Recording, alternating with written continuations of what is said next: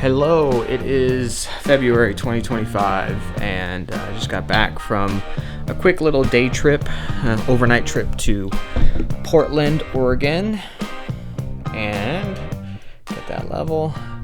Got this new camera, and I just wanted to talk a little bit about the camera and this idea of play before practice that I'm currently existing in right now. So the camera I'm shooting on is a Sony A6400. I have had a Sony FS100 since film school. So, 10 years ago. It feels like it was just yesterday, but it wasn't. It was 10 years ago. So I was holding on to the Sony FS100. Mostly just for sentimental reasons, to be honest. I loved that camera. I had a lot of fun with that camera. But it was time to move on. I went into audio engineering and did the sound mixer thing for a while and just completely let that camera sit for like 5 years. And so I've started getting the itch to film again. And not just film, but also do photography. So I needed a camera that could do both. That could do the photography side well and also do decent video. Mostly this is going to be a travel setup, so I don't see a point in having like a big film camera. I looked at some of the Blackmagic cameras, like the Pocket 4K, whatnot. Anyway, not the point of this video. The point is I am trying to set aside intentional time for play with my camera equipment. So I made a couple notes from the weekend.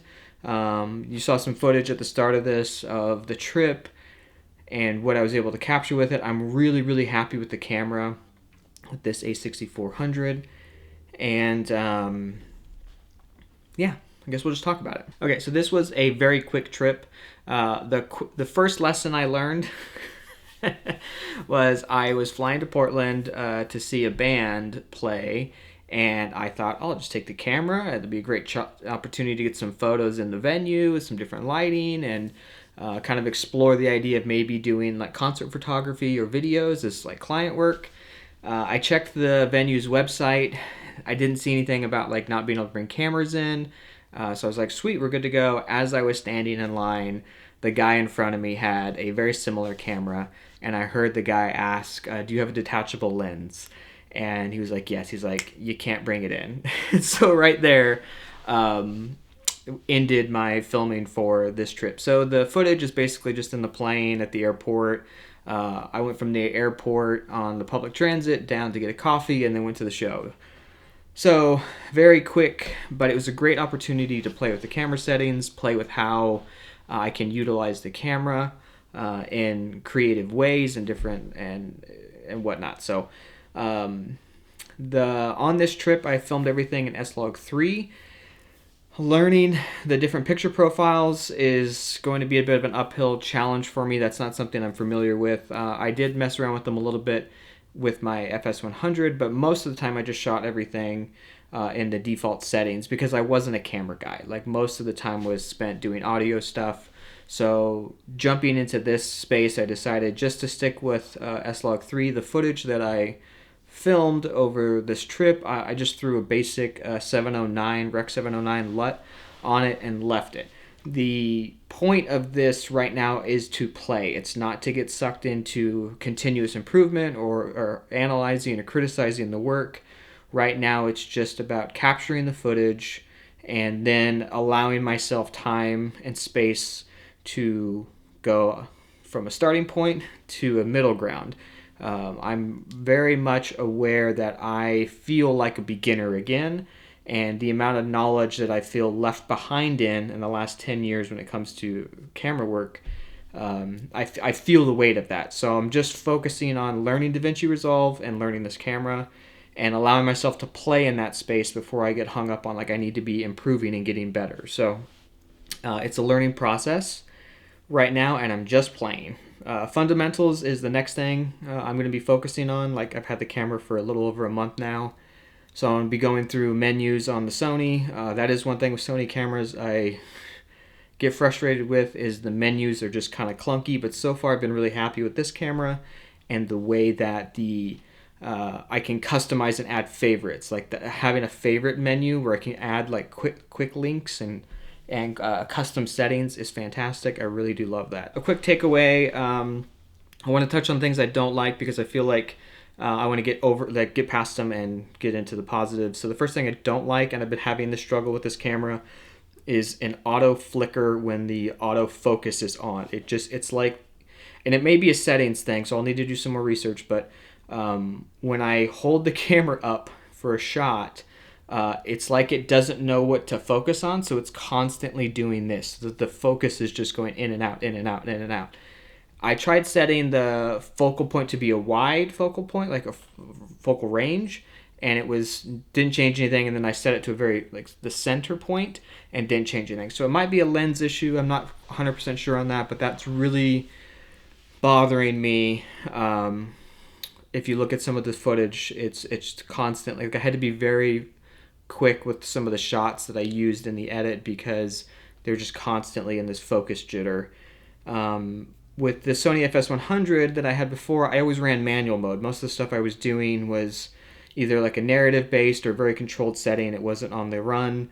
So that's going to be a new thing I got to learn to adjust to. The manual focus on the kit lens is very hard to get your hand onto without bumping the zoom. So if you set a zoom point and then like if you want to be at 24 millimeter and then you want to adjust the focus manually, the odds of doing that without hitting the zoom is really, really low. So I'll figure that out. I do have my kit lens from my FS100, which is an 18-200, and it has a separate spot for focus. So I'll probably start using that lens more than what is this, an 18-50, I think it is. And this is just the kit lens that came with the camera. Again, I'm allowing myself to play here. I'm not getting hung up on all that stuff. The other thing was video stabilization on this is not great, especially if I'm doing like vlog stuff and walking. I noticed that it is very jittery and is struggling to stabilize that footage. I didn't plan to use this as a vlog camera. The fact that the LCD screen flips backwards is nice, but very quickly realized like the jitter is just when you're walking on your heels. It's just too much for this to be used. And maybe I haven't turned it on properly. Again, I'll get into the menus and figure that out. So that's it. Those are my two complaints right now. It's just the video stabilization and the focus jitter. Other than that, like I'm really happy with it. My favorite thing about this camera right now is that I can adjust the ISO, the shutter speed, and the aperture within just a couple thumb flicks. That is so amazing coming from that FS100. My biggest frustration with that FS100 was the ISO settings. You had a high, medium, and a low, and you had to pre-program those. You had to go into the menu and assign them like a high ISO setting, a medium, and a low. So like a 1500, 1000, and a 500.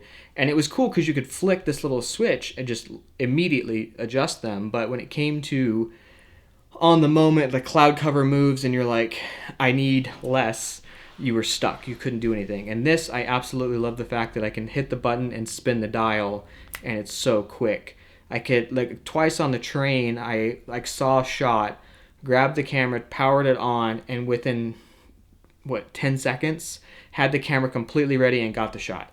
I absolutely love the speed at which I can see something and capture it, which is a big part of what I'm wanting to do with this camera. So that being so quick and so readily available is fantastic. I absolutely love it.